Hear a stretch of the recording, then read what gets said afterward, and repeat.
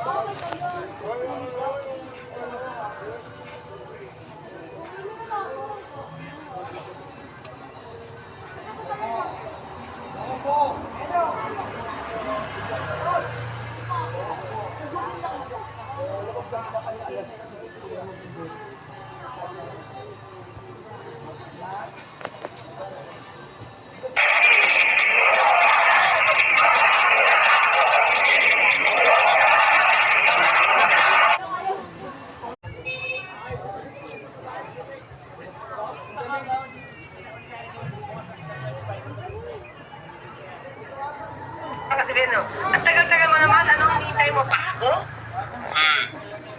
So, ngayon, pangatlo, ayaw niyang ilabas hanggat hindi daw inilalabas ng DPWH yung kopya nila. So, how? How can we be assured na inilalabas ng DPWH pareho lang yung dokumento? Lumabas na yan.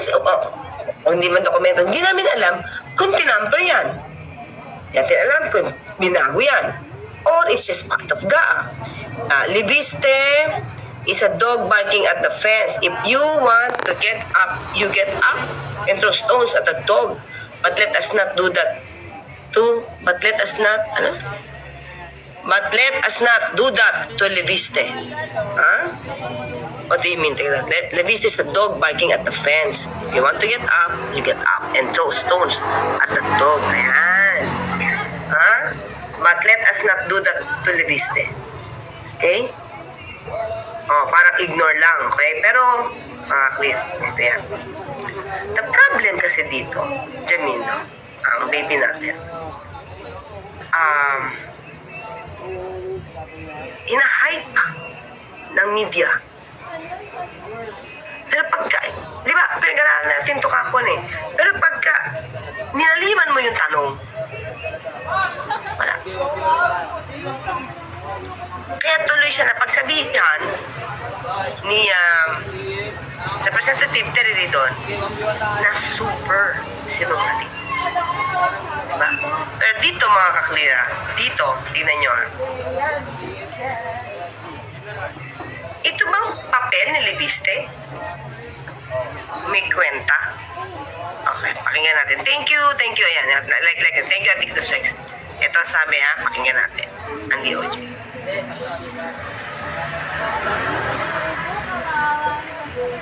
Hindi sapat ang listahan ng mga mababatas na sinasabing may insertions at 120. Hindi sapat ang listahan ng mga mababatas na sinasabing may insertions at 2025 national budget para maimbestigahan ito. Ayon kay Justice Spokesperson Attorney Polo Martinez, kinakailangang malinaw ang testimonya na nagsasabing umiiral ng listahan at dapat itong ginawa sa ilalim ng panunumpa o kung... Oh, di ba? Merong ano man yan, umiiwan na listahan na yan, handa ka bang panumpaan mo? Handa ka bang tumistigo dito? Anong alam mo? Hindi pwede puro media lang, mga ka-clear. Tapos nag-media ka, nagmagaling, nag-asikat na meron siyang listahan. Tapos hinipe niya pa, ngayong wala na si Cabral na pwedeng mag-authenticate nun. Kung totoo yun. September pa to. Anong ginawa mo sa papel na yan? Wala. Diba? Ngayon lang ito kinakagat because nawala si Cabral. Kaya kinakagat yung kwento niya. Meron pa ako dinig mga kanina, isang angkor eh. So, kakausap si Congressman Terry doon. Dito ba yun? Okay, sabi niya lang, sabi nung nung host, bakit nga ba hindi inilalabas ng DPWH? Tingnan nyo sa SFX. And now at press con earlier, Levistes with De Lima and Congressman Erice maximizing this media exposure. Yun eh. Diba?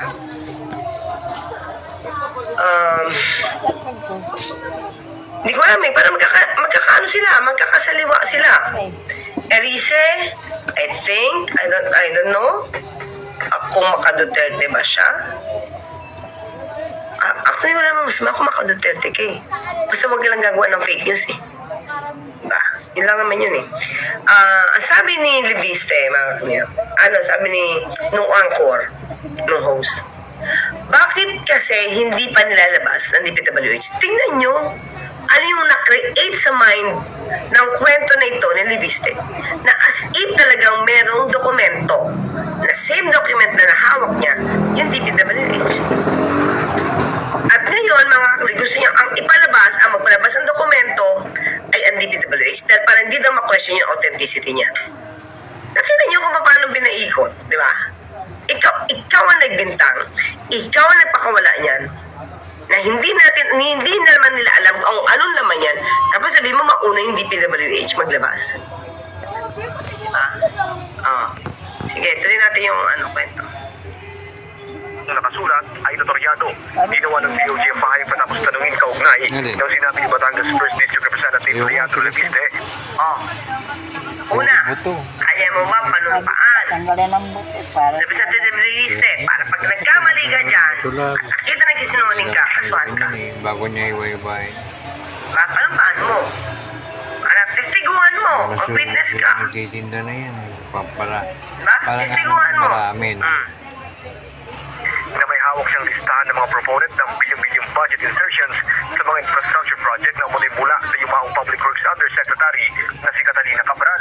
Iginit ng DOJ na kailangan suportahan ng iba pang ebidensya ang nasabing listahan para maging matibay ang kaso. Sa mata ng DOJ, wala siyang value. Diba?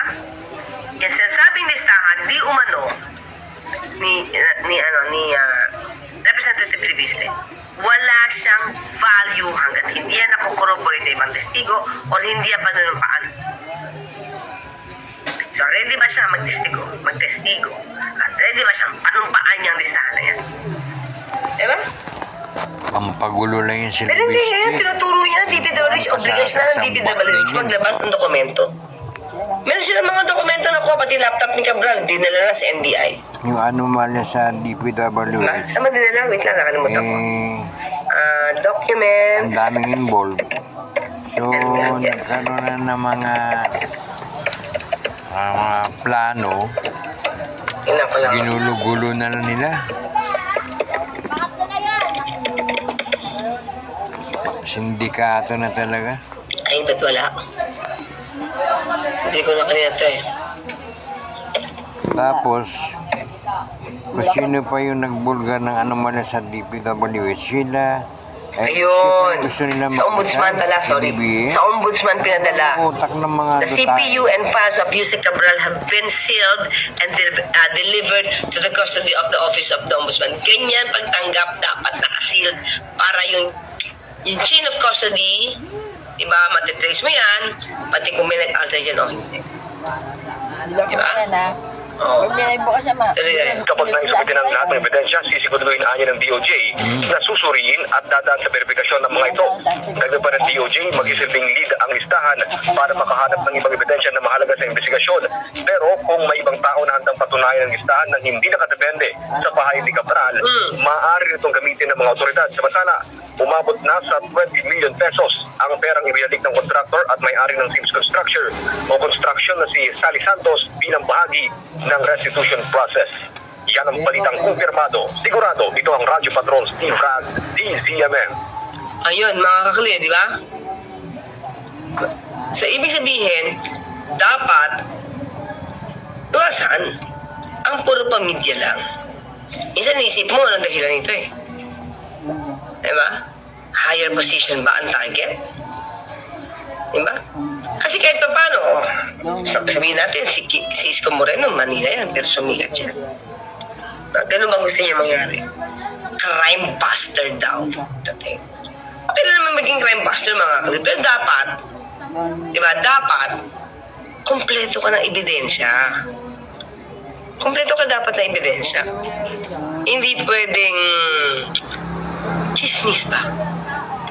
Sabi ganito, ganyan sabi ko, pinakita ko sa inyo kahapon, di ba mga kalino, ini-interview na siya, balak niyang paikutan, pero still, yung nag-follow up yung media. No sir, ano yung, what made you rely on that evidence? Yung tungkol kay Sec Vince, na mga tao daw niya ay mga contractor, wala siyang proof. Alaman natin, wala siyang proof. Malalim na yung Sinabi lang sa kanya, issues sa Wala. PWH at wala. So mukhang ganun din ang nangyayari dito. Maria Catalina O, Capra. di ba? So, kaya ngayon, mga kli, maliwanag, Ginulugulo. ang DOJ, walang pakialam sa listahan mo. With all due respect, walang pakialam sa listahan ni Representative Levistek kung hindi niya ito panunumpaan, kung hindi naman siya magtitistigo. Kasi bakit kailangan mo manumpa? Kailangan ka magtestigo eh. Ito, lumutang to si Diba? Leviste. So what's the use, mga kakil, kung hindi mo lang din ito, di ba? Kung hindi ito mapapanumpaan. Baliwala yan. Kasi Hearsay lang yan, boss, malabas. kailangan sawsawan ko. Okay, mga kaklir? Hindi pwedeng Oh. boses niya lang eh. O, Kailangan yun lang. Wait lang ang galing talaga ni Attorney Claire Castro. Okay ba ako, mga kaklir? Wait lang Ako ba, nakikita niyo pa?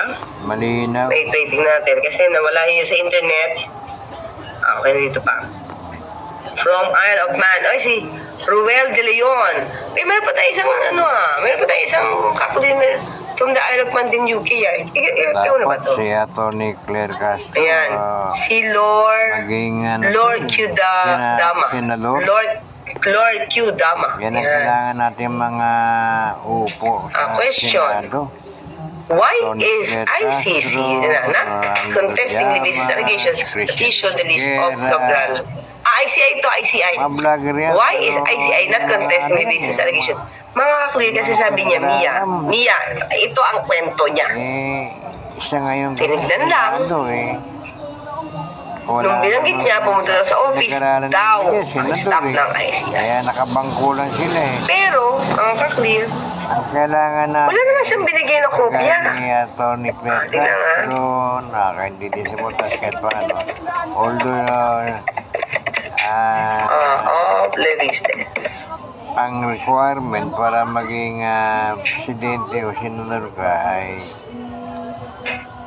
The ICI, statement niya lang to, mga kaklir. kandidato ka ba Statement niya lang to. ay ano lang, So, know how to read ang and write. aminado, si Leviste, hindi siya nagbigay ng kopya. Kaya lang ano nangyayari sa bansa Tinignan lang, natin, binaraus. So, Nanay Brenda Barton, di ba? nakaupo na yung mga How pinoto nating Can you senador. study all kung wala ka namang kopya? Kung hindi naman siya nagbigay. Hindi naman nagbigay si Leviste. Ang requirement kasi para tamakbo Diba? So, that's the point, mga kaklir, okay? So, know how to yun lang muna, mga kaklir. Konting topic lang ito, pinakita ko lang sa inyo na base sa DOJ, hindi papasa yung listahan citizen ni Representative Leviste. Kaya nga siguro ginugusto niya na DPWH na ang magpalabas. Diba?